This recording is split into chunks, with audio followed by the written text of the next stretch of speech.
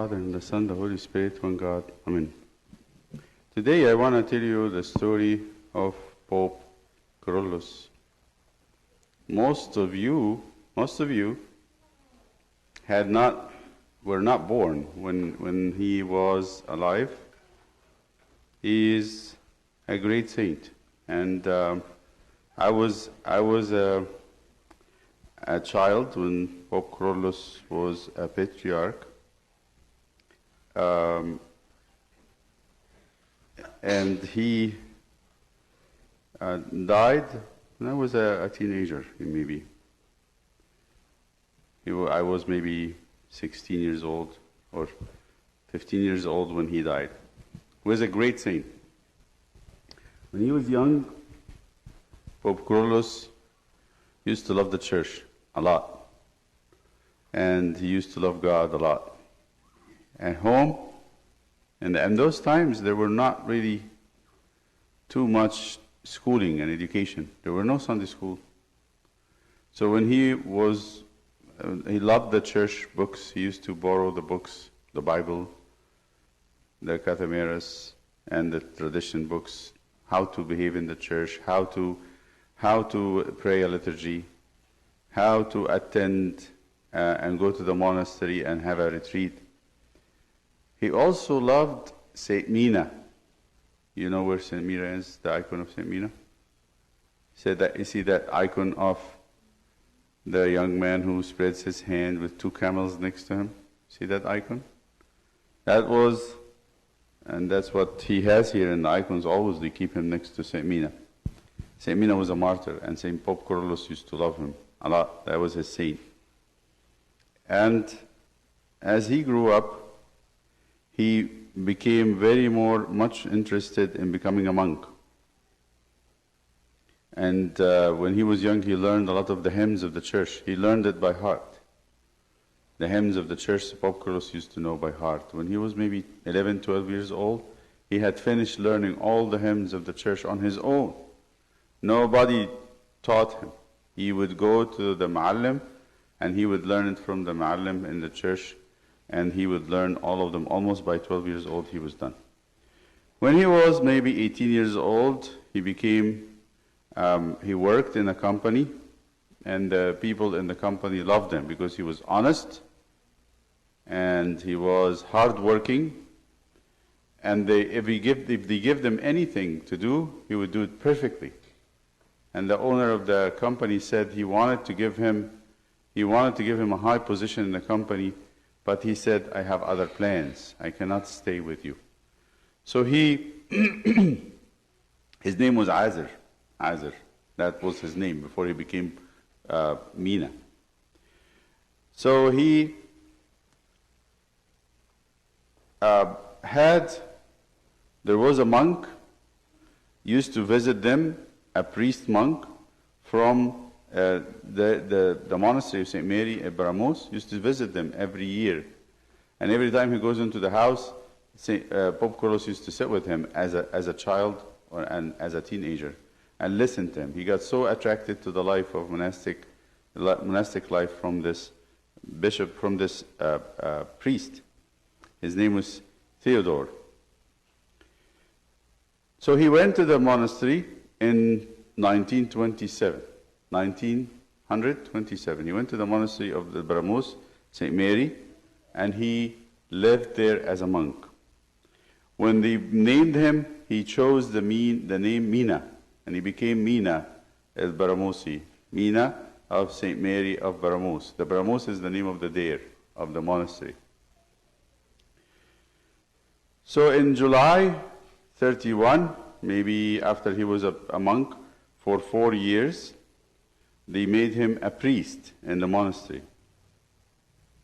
And they made him to teach in the seminary in Cairo. And then the patriarchs, Pope Ioannis, heard about him. He heard that he was a great man, a good man. He said, let us make him a bishop. Guess what he did? They wanted to make him a great bishop, a big bishop, and he ran. He refused. He didn't want to be taken charge of anything. He did not like to be in big places, nor for people to give him respect that much. So he ran to Upper Egypt. In Sohag, he stayed in the monastery of Saint Shenouda. After that was forgotten, nobody thought about it anymore. So he went back to Cairo, and in Cairo he lived in a place by the mountain. On the mountain, Mu'attam, I visited that place. Anybody visited that? The mill? Okay. He used to live in a mill where they used to grind wheat, but nobody was using it. It's a building. Maybe we can see the mill. Can you find it? Where he lived. So let's see the cave of Saint Cyril, Pope Kyrillos, the cave in Baramos. When he was in the Saint Mary's monastery, he lived by himself in a cave outside. Marie, cover your head and stop talking. When he was in the monastery, he lived by himself in the cave. Out, now we want to do the cave of Pope Kyrillos in the Magharat Baba Kyrillos fil Baramos. Still there. We visit it too. It was like maybe an hour away from the monastery. So he would live in his cave all the week and come on the weekend to serve the older monks, to help them make food, to clean their clothes, to bring them water. He used to do this every week. And people in the monastery loved him. Let's see where the cave is. Yeah, that's where the cave is today. It's out in the desert, where they have an entrance that goes into a rock, and this is where he used to live and pray. So he comes every Saturday to care for the older monks, and then he would stay the night, attend the church, the liturgy, take communion, go back to his cave. And this is the mill that he lived in. Look at that building. This was when he came to Cairo, outside Cairo. He left the monastery and his cave and lived in this thing. Okay, it's out on the Mu'attam. It's out on the mountain by Cairo.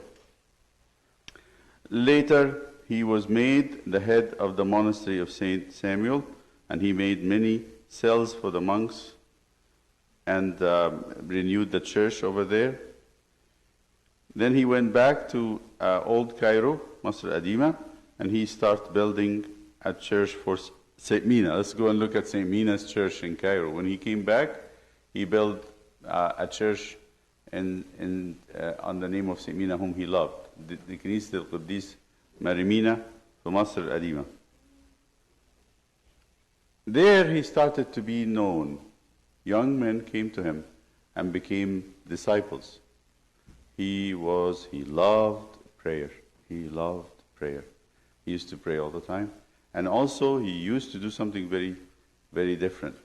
He prayed tasbihah every night and liturgy every morning. They say he is the person who prayed most liturgies.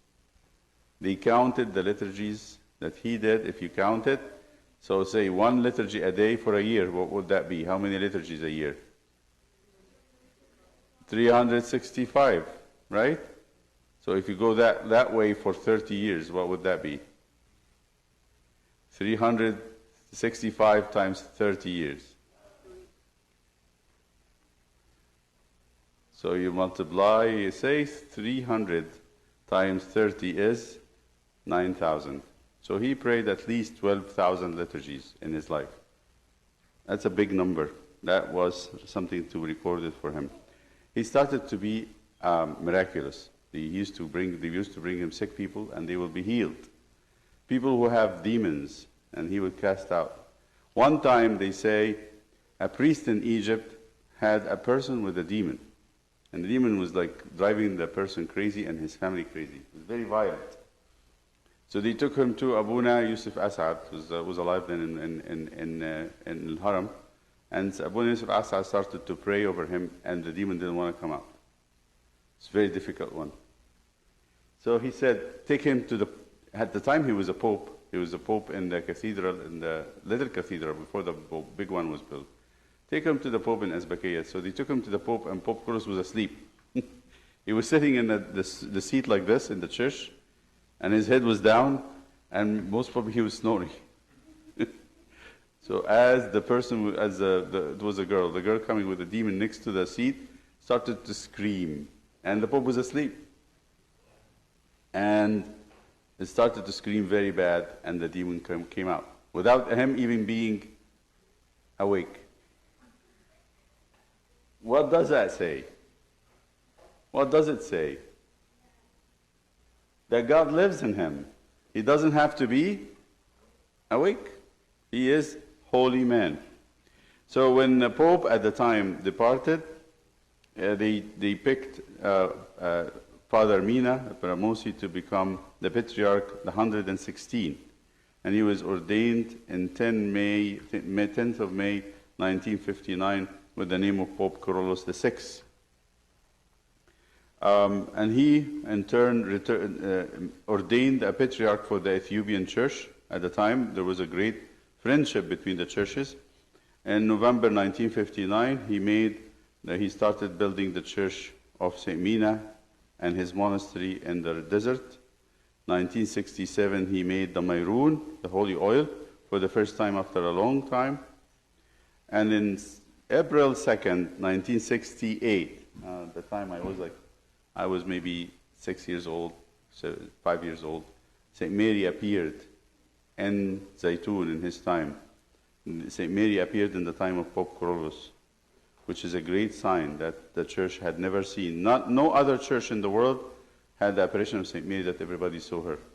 Can we look at that? St. Mary. This is St. Mina's monastery in the desert that he loved very much, and he started building. Let's see what how did St. Mary look when she appeared in his time? This was the June 1968. At the time, people was very astonished. زور العذراء في الزيتون. So St. Mary appeared. Now, I don't know if you saw this or you didn't see this, you have to see it. When St. Mary appeared in his time in Zaytun. Okay. That's what it looked like. That's a true picture, by the way. All of them are true pictures. No, this is St. Mary standing up with her hands like this. Go to another picture. You see her going around. And the first one on the left. The first one on the left, when people saw this was the first one, they thought there was a girl on top of the church and they were scared for her. Look at you see her up there? And the whole dome is covered with light. And when they saw this first before sunset, she was there maybe around 5-6 p.m. And the people, they were actually not Christians, Muslims, started looking at her and said, "Girl, young girl, come down, be careful, you're going to break your neck." They didn't know that she was St. Mary. And they called the fire people to bring her down, and they got their ladders and everything. And by the time they came back, the whole street was completely blocked by people. So this happened in his time too. In his time, he brought the relics of St. Mark from Venice, from Italy, to Egypt, and he made the new cathedral. This is the people that attended they were looking at St. Mary on top of the church. These pictures you will find on all the newspapers. New York Times and Washington Post had made lots of. This is the main newspaper in Egypt.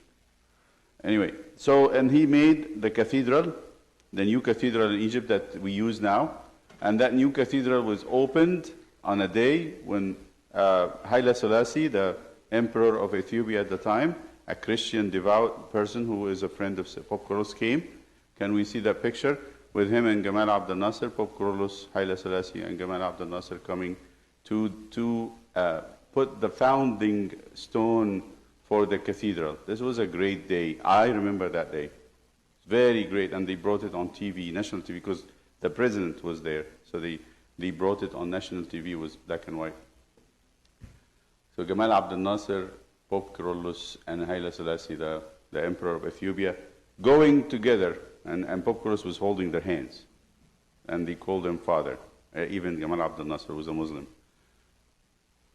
So they made a celebration, and you can see this is the celebration. And Pope Kyrillos, next to him on the right, Gamal Abdel Nasser, the president. Next to him is Haile Selassie. Then Sadat, the next president, after Gamal Abdel Nasser died. Haile Selassie is the one in the military suit with the cap. This is the day they consecrated that church, the church of the that we have as a cathedral. What was Pope Kyrillos like in his cell? He has a little room next to the cathedral. Very humble room. It was not a big thing. He used to sleep on a hard, thin, like a quilt, and he ate almost every day one time, mostly bread and cumin and salt. It's like الدقة, سموها الدقة في مصر. And then when he got at around closer to 1972, he started to get sick for a short time.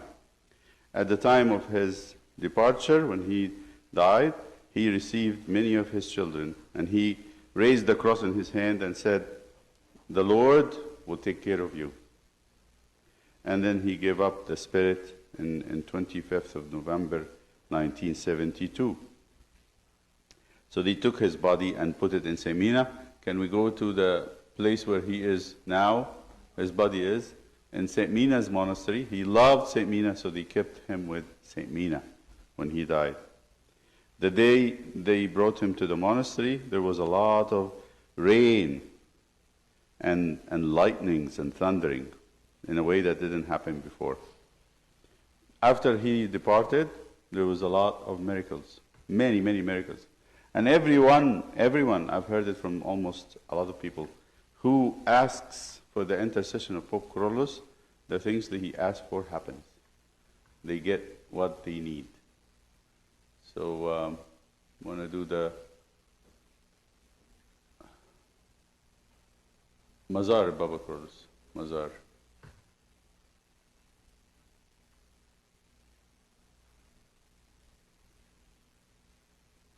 مزار البابا كرولوس في ماريمينا. زين؟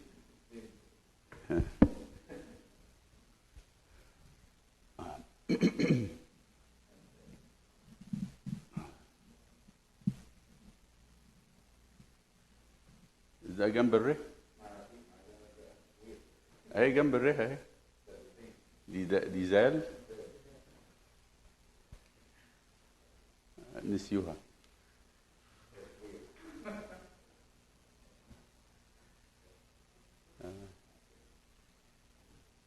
اهو جسد بابا كرولوس في الدير. That's okay. أول واحدة.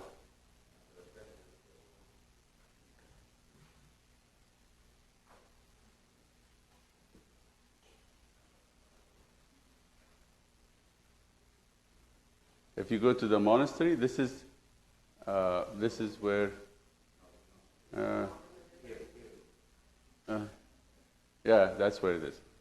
Today, if you go to the monastery of St. Mina, and this is where he would be buried with all the pictures and the icons, and it became like a little altar that the monks would pray over. They would pray over a Tuesday, and they would spend the night there doing tasbihah. That's what they used to do. May his holy prayers and intercessions be with all of you. Try to use St. Pope Kyrillos and in your prayers and ask for his intercession. And talk to him. Tell him, Pope Kyrillos, he's a great father, very good father, who cares a lot. He cared a lot when he was alive. And people, whoever came to him, felt that he was a very tender-hearted person, cared for them. And glory be to God, the Father, the Son, the Holy Spirit, now and forever. Amen.